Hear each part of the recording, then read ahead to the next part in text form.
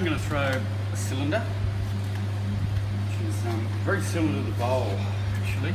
A lot of the same techniques, the centering's the same.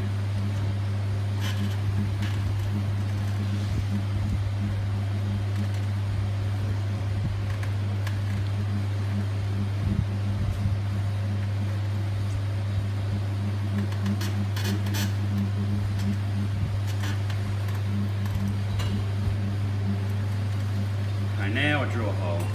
Instead of your wrist being out there, your wrist is over the middle of the wheel. It's the only difference. Follow with the other thumb, straight down, stop before I get to the bottom. Put a bit of water in. Now what I'm going to do now, I'm just going to use just my fingertips. Just see those two little fingertips there? I just use those to tunnel back towards me. So they just tunnel along right at the bottom. So I'm not trying to pull the whole thing out and leave a flat base at the same time. We just need to tunnel back to there, and then on the way out, just a little bit of pressure on the inside opens it up. You need to compress the base. These are pretty handy. We're working at stoneware, so you really need to get in, do a little bit of work on that base. So you get what's called an S-crack.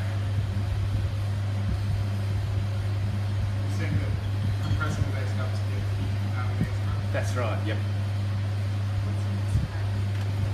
So mainly if you work from the outside and work towards the middle, and that solves any of that.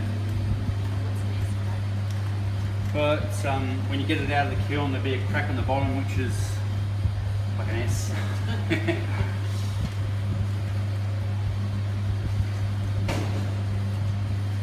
Right, now with the bowl, we had our left hand on the side, like a box, and we had angled out, and we had our hand next to it with our wrist out here, and we'd squeeze and allow it to spread out as we brought it up.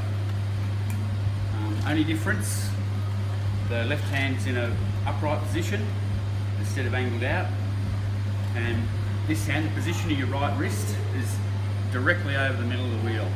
Now that wrist has to just stay there. Okay, with this move. Don't be tempted to let it creep out here, or keep your wrist right there. Now angle these fingertips back into the corner, and I just start squeezing in with my left box hand until the clay comes in against those fingers. Keep squeezing. Stay down the bottom, is that right? Yeah, stay at the bottom until you feel that clay come in and go up. So you hold your fingers in, it comes in against those fingers, and then it will rise up. Some water on. Now what we've been doing by getting our fingertips behind the sponge and getting underneath that, all that clay that's right at the bottom, wasn't so vital on the bowls, but I really wanted you to start doing it so that when we did the cylinders, you kind of had it. Fingertips behind the sponge, and you push diagonally down in under, and you pinch there. That gets underneath all the clay that you've got right on the bottom. Now this is where the thumb and knuckle really does its thing. You've got to wrap that knuckle around that ridge, and the thumb sits just above it. So what will happen if you don't have your thumb there and you just use your knuckle, you'll have this wave of clay on the outside that you bring up, and eventually that wave of clay will break and it'll tear off on your knuckle like a ring. Okay, now where that ridge is that your knuckle's generating is exactly where the thumb's got to go. It's really it's the most difficult spot because it's just a slippery little ridge that you've got to try and find and put a bit of pressure on. Your thumb wants to slip off it on both sides. So on top of that ridge or into the ridge? On top? Well, right sort of on the ridge, yeah. Okay. So it holds it in. And against that, these two fingers on the inside, those two, mainly that one there, that tip of that index finger.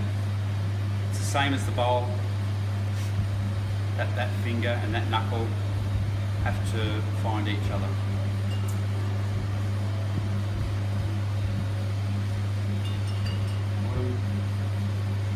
can see where that finger is. See that ridge? Well, that's where my finger is, on the inside. And that knuckle gets underneath it. And the thumb is directly on that ridge, on the outside. A bit greedy, okay? When I get up to there, I tend to collar the rest, which means I collar it. Try and bring it in, so I stop. If I kept throwing the thumb knuckle, it sort of wants to flare out. So I get it up to here. And then collaring means you get lots of points all around the outside, and just try and bring them all in at the same rate. Now once it's in, then I can try and tease it up a bit more then. Now this is one of these wooden ribs. I think they sell pottery kits over in the art store that have got one of these in them. I think they're only $10 or something, I'm not sure, but if you haven't got one, you need one of these. It's a wooden mouse. You turn it around that way, so I've got the curved point pointing down, facing down, angle back towards me. And we just go right at the bottom. And I use that to remove any excess, which there really wasn't any. Then I turn the rib around and use that flat side. And I'll bring that in on the side. Now you'll see my inside fingers will start in the bottom corner. They got to find the rib. If they slip off the rib, the whole thing will stretch and fall down. So you've got to make sure you find where that rib is. Press at the bottom, and your fingertips make their way up the rib until they get to the top of the rib, and the rib and the fingertips will move up at the same rate. Push down the corner.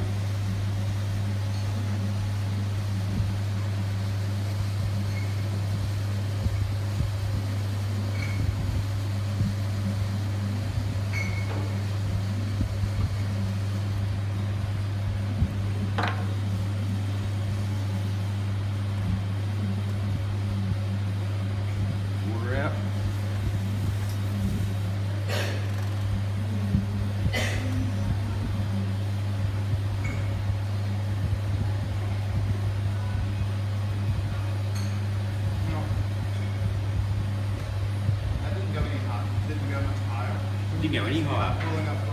I've already pulled the play up. All I'm doing is straightening the wall and turning it into a cylinder.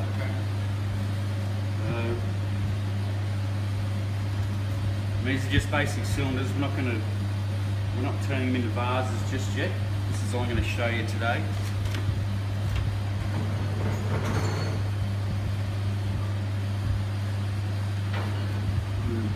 But I mean, the wall's even. The base is a little bit thick, but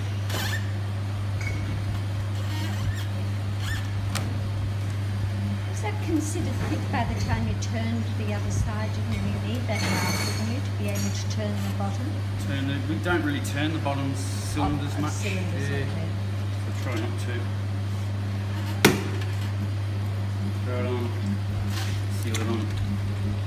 Put a point on it.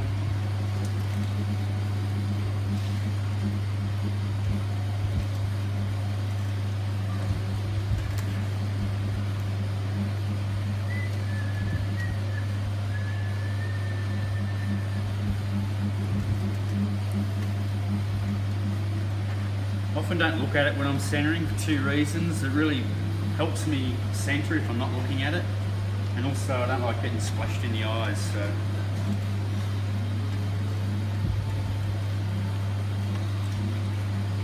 okay. Keep that hand there as support. Drill a hole with your thumb. Use these left fingertips. Tunnel back towards that thumb.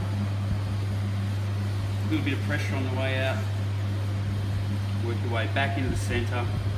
Stop that S cracking. Box hand on the left hand side there. With my right wrist over the middle. Start squeezing in. Just keep squeezing. Now see that even at this stage, my hands haven't gone anywhere. They haven't risen up, or they just stayed at the bottom and they just squeezed until I felt, you know, the clay come up and fill that hand up.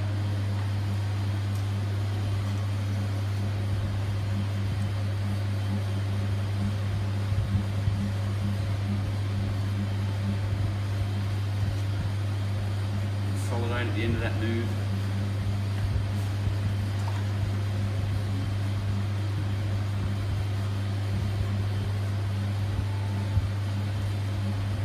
So those two fingers, the outside one's got the sponge behind them.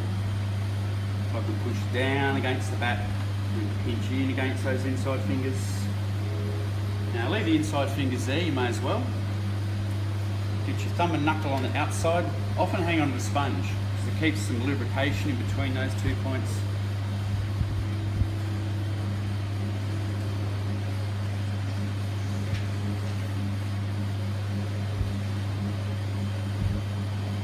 Oops, too much.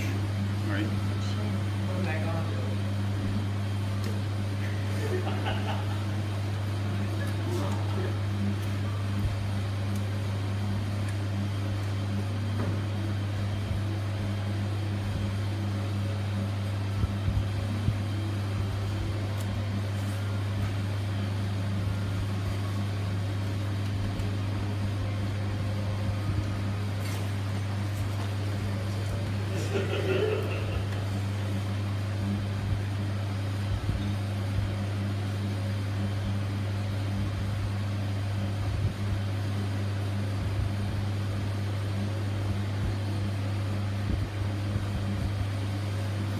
Very ordinary.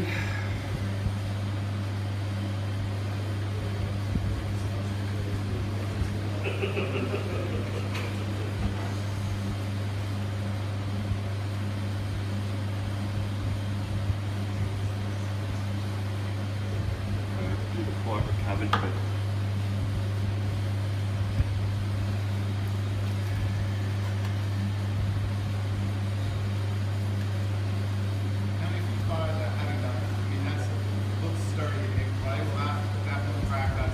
that'll be okay. Yeah. Just aesthetically miserable, that's all.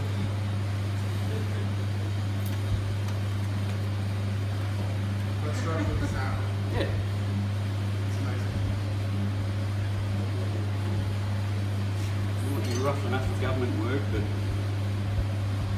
So they're just simple cylinders. I think after lunch I'll give another bit of a demo on how to turn cylinders into vases using tools, but just go through that set of moves where you use the rib and